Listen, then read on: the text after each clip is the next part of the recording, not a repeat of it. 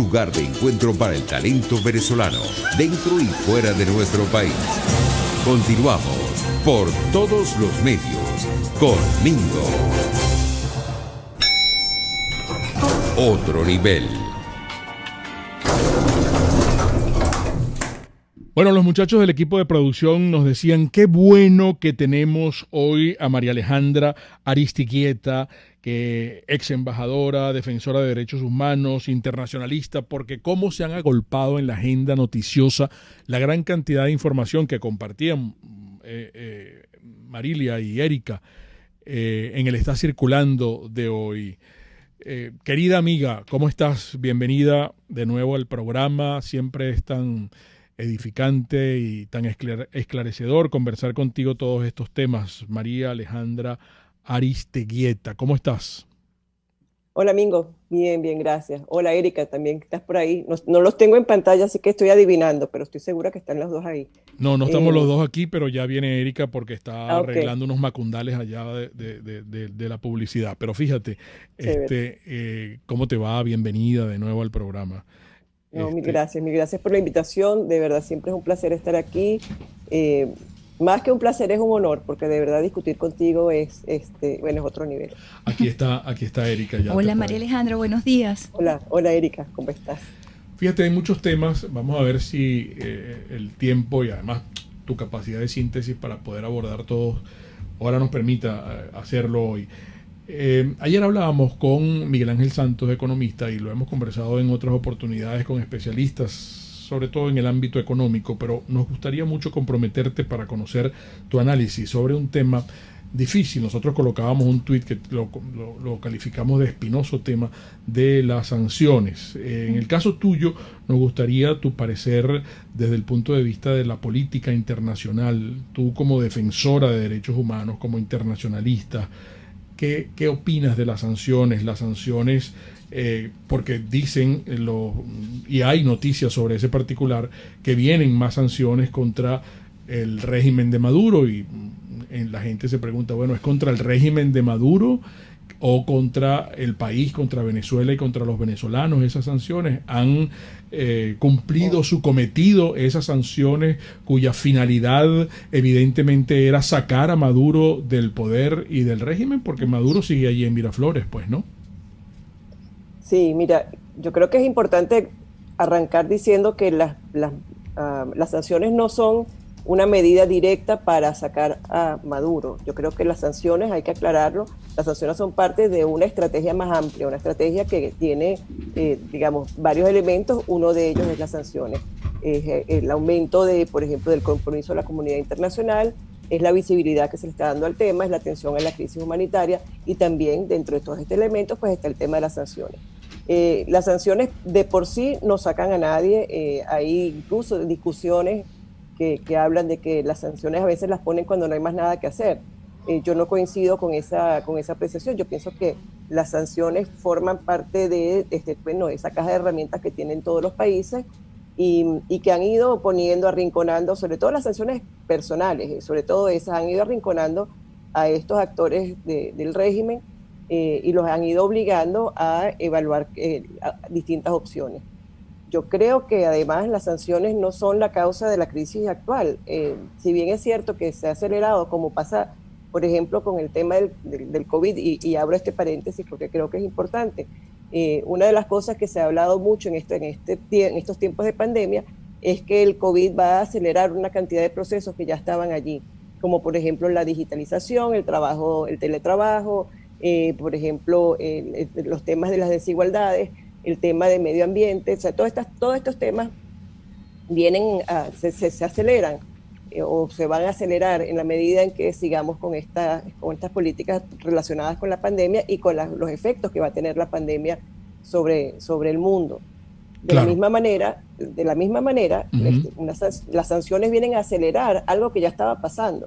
O sea, no podemos olvidarnos que la empresa petrolera, o sea, Venezuela es un país monoproductor. Yo trabajé muchísimos años en la diversificación de las exportaciones venezolanas y ese es uno de los temas más difíciles de lograr, porque tú tienes un país que es muy bueno produciendo petróleo, o que era muy bueno produciendo petróleo y muy bueno exportando petróleo. Entonces se te hacía muy difícil que otros productos, digamos, autopartes, servicios audiovisuales, atún, pudiera competir en términos de ser tan bueno exportando, porque el petróleo, pues teníamos nosotros una gran industria petrolera.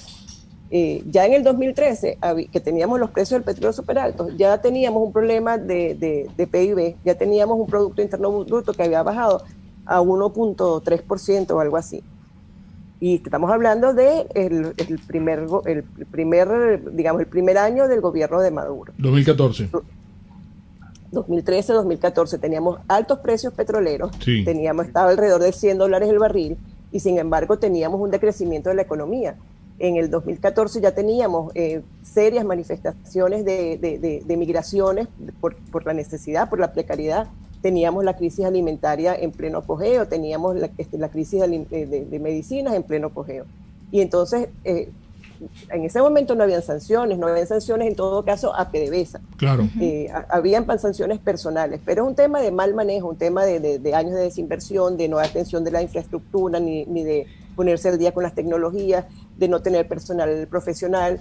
Todo eso fue mermando la capacidad de exportación que tenía la empresa petrolera venezolana. Uh-huh. Y eso, si a eso le añades la ausencia total de políticas públicas de parte del régimen de Maduro, bueno, llegamos a una situación de precariedad total y absoluta, que en el año 2016 las ONGs, la sociedad civil venezolana, trajeron al examen periódico universal del Consejo de Derechos Humanos con cifras espantosas de desnutrición, de pérdida de peso de los adultos y de los niños, por supuesto, con todos los temas relacionados con la salud y con la pérdida además de más derechos fundamentales de los venezolanos, porque la consecuente pérdida era que si el que denunciaba lo llevaban preso, entonces había todavía los derechos civiles y políticos todavía habían sido más restringidos.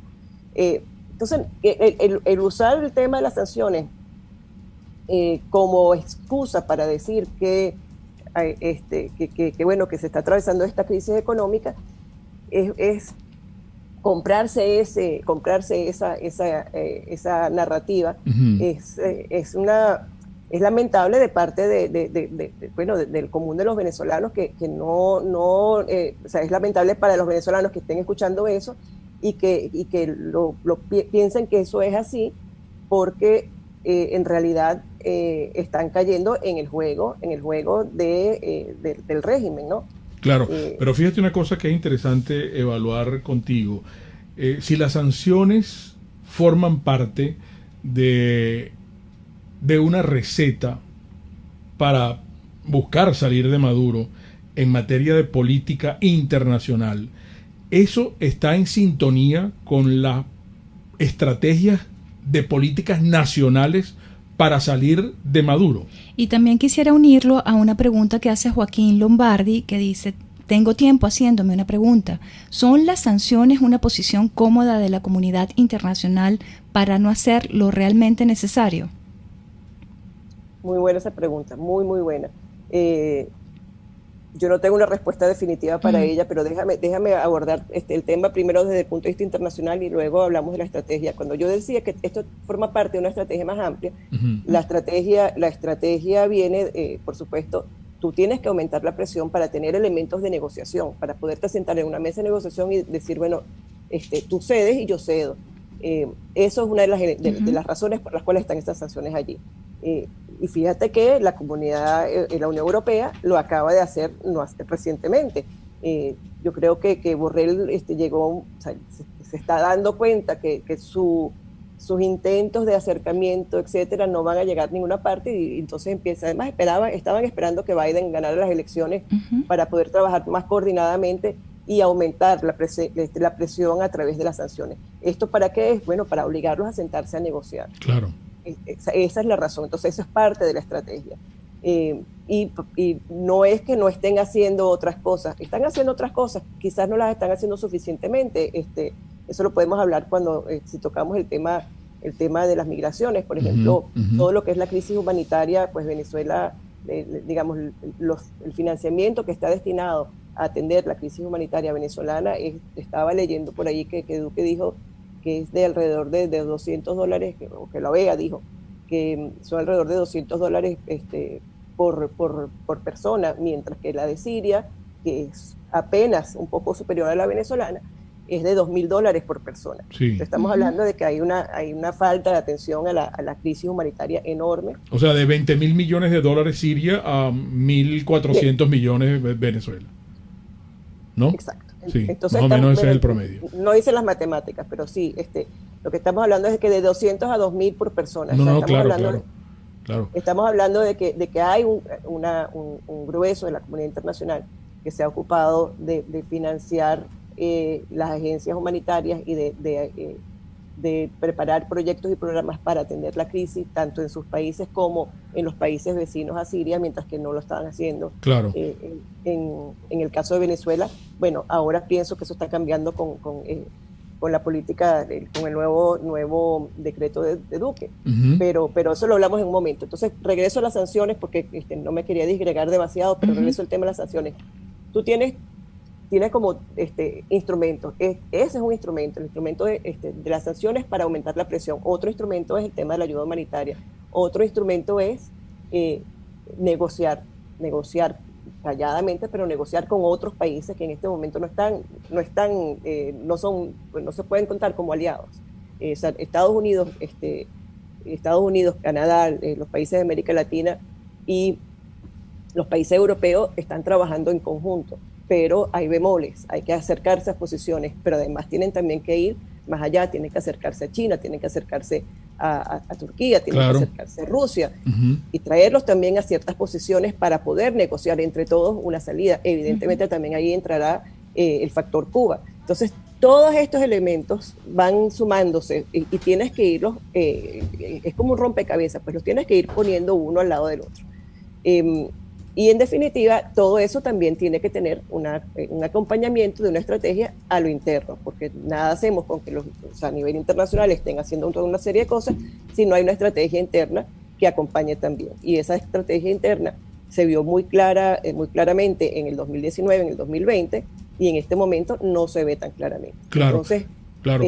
Porque fíjate que inclusive hay muchos politólogos y analistas internacionales que han acuñado como un término, que lo que hay que lograr es una amenaza creíble, ¿no? Entonces te hablan de la amenaza creíble y la amenaza creíble. Entonces uno se pregunta, bueno, ¿las sanciones eran una amenaza creíble?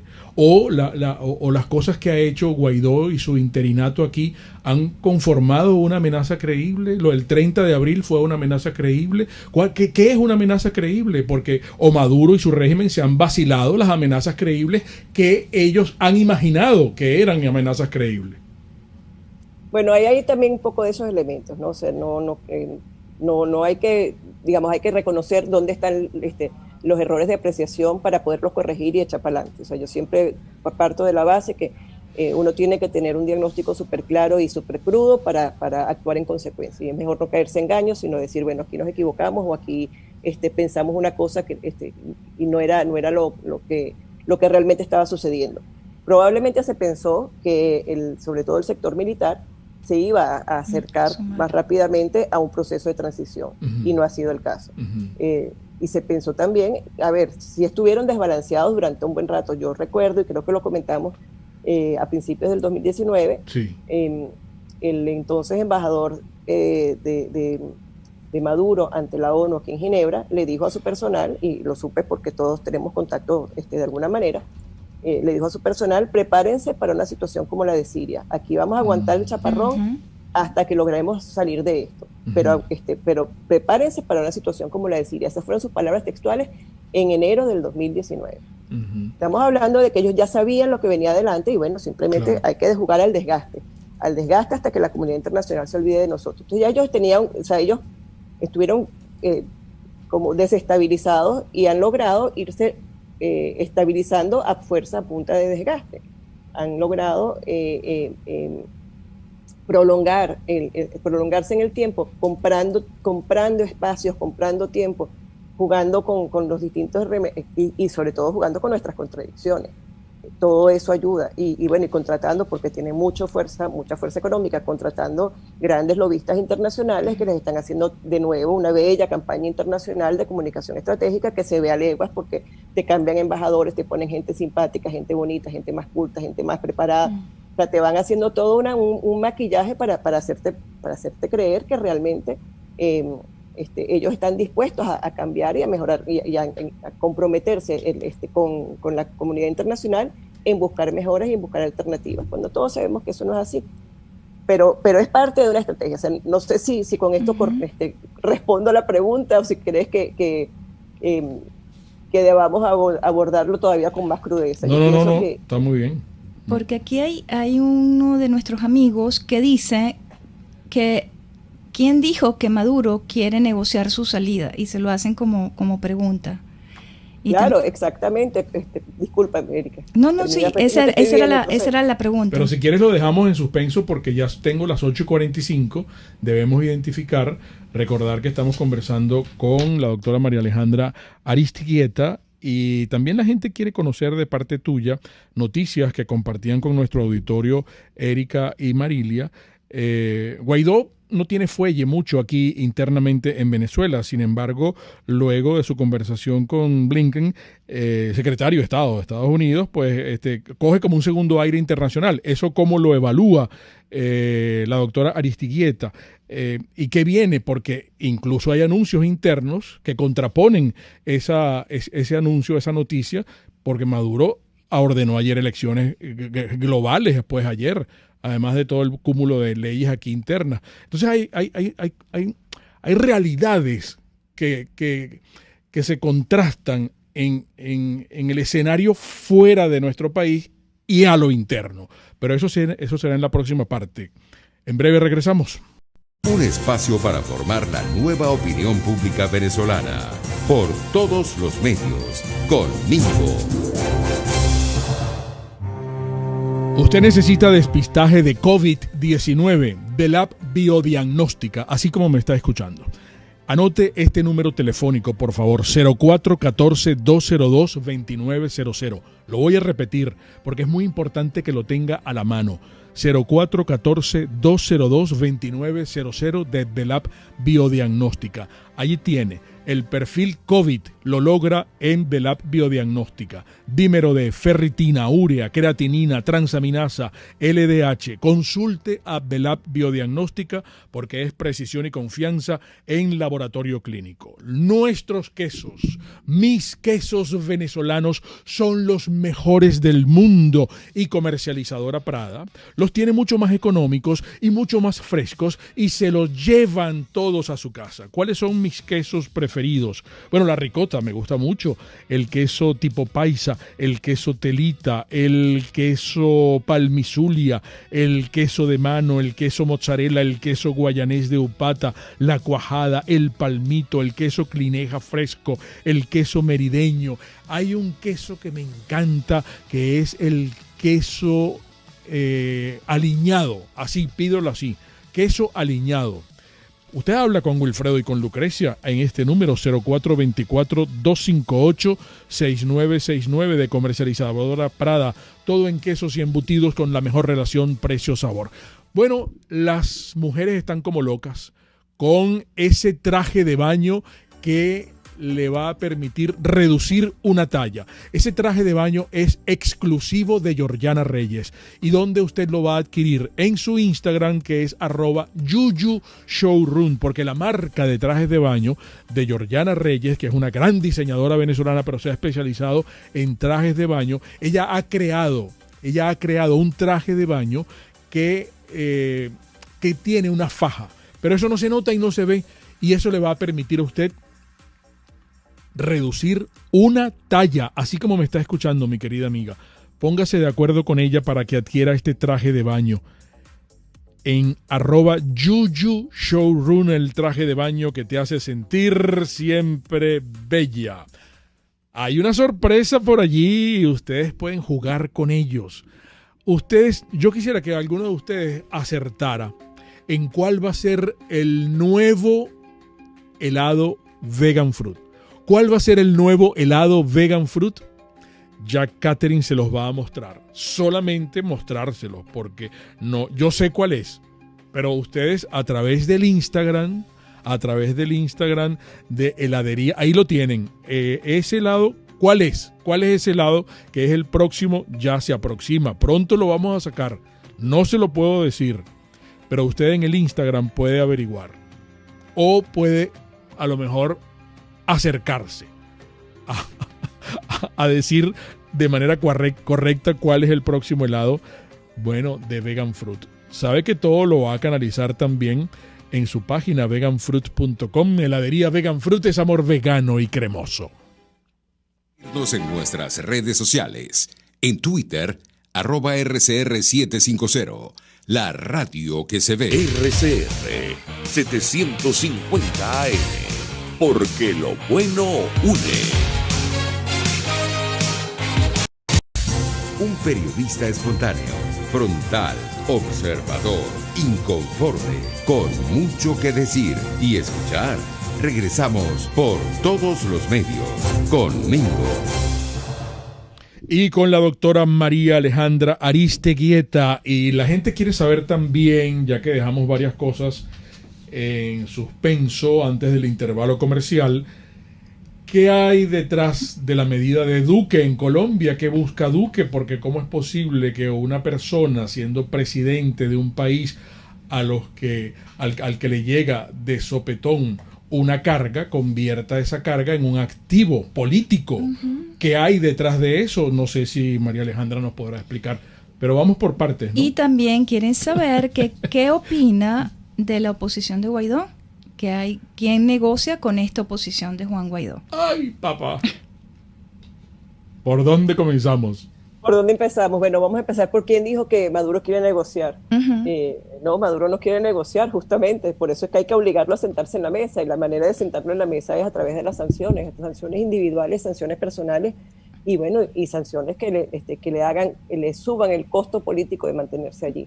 Eso es no solo a él, sino digamos, en la medida que la gente que esté a su alrededor, acuérdense que también hasta pusieron un precio por su cabeza, ¿no? Sí. Todas estas medidas, todo esto es para obligarlo a sentarse, porque él no quiere negociar, está muy cómodo donde está, él está muy, muy bien, se siente fortalecido. Guapo y apoyado. Y no le hace falta salir de aquí. Entonces, sí, para nosotros es un trago amargo porque acelera todos los procesos, o sea, las sanciones van a seguir acelerando, y si el tipo además utiliza eso de excusa y lo va repartiendo por ahí por el mundo como una víctima que es por culpa de las sanciones, pues te puede dificultar las cosas, pero en definitiva lo importante es saber que eso es parte de una estrategia y que, bueno, que estamos en pleno proceso de esa estrategia.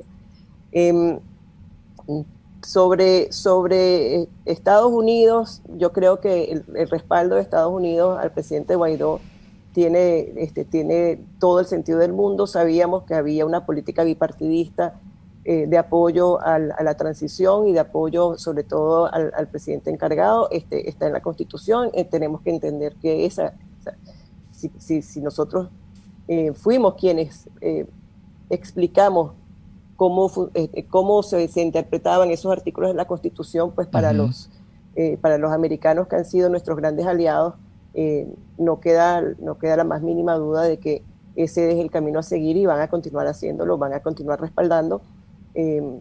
Así que esa conversación que hubo entre Blinken y el presidente Guaidó, pues me parece que no solamente es acertada, sino que es lógica.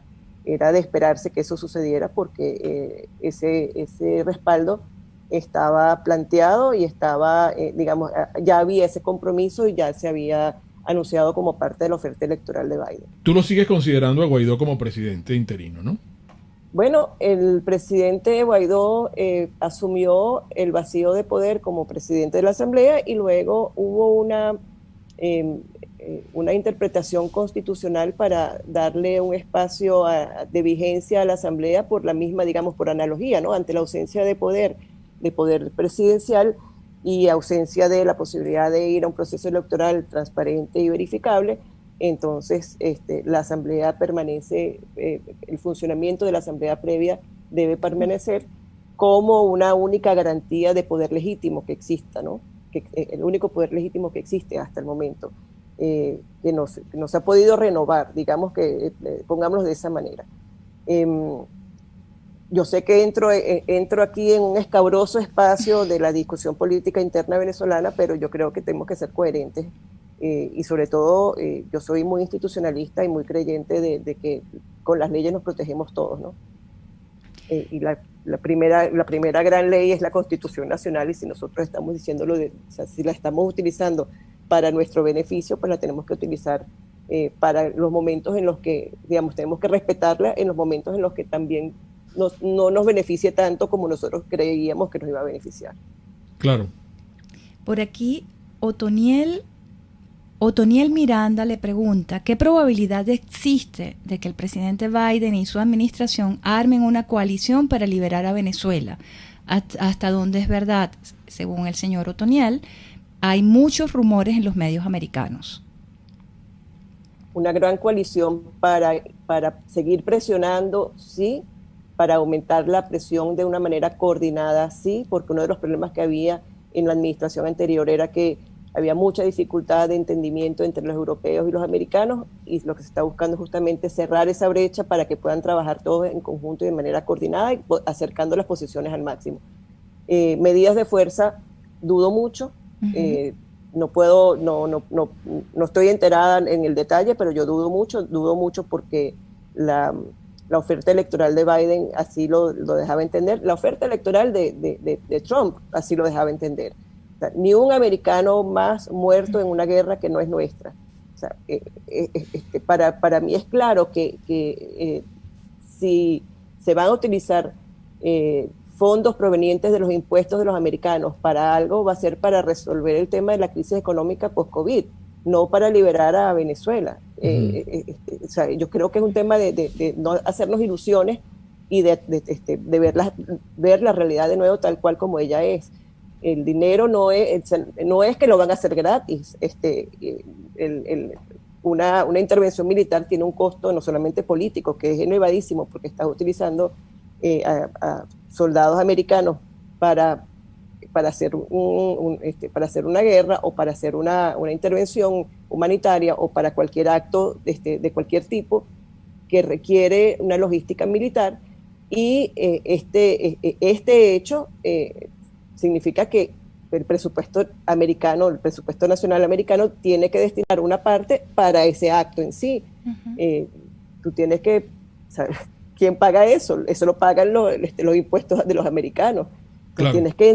Tienes que tener una justificación muy importante, muy grande para utilizar el impuesto de los americanos en eso y no en otras cosas como, por ejemplo, reactivar la economía luego del COVID. Claro, a mucha gente le preocupa esto del reconocimiento de Guaidó como presidente interino, que no han pasado 2 años y no ha hecho gobierno, no ha formado gobierno. Pero bueno, es un tema complicado.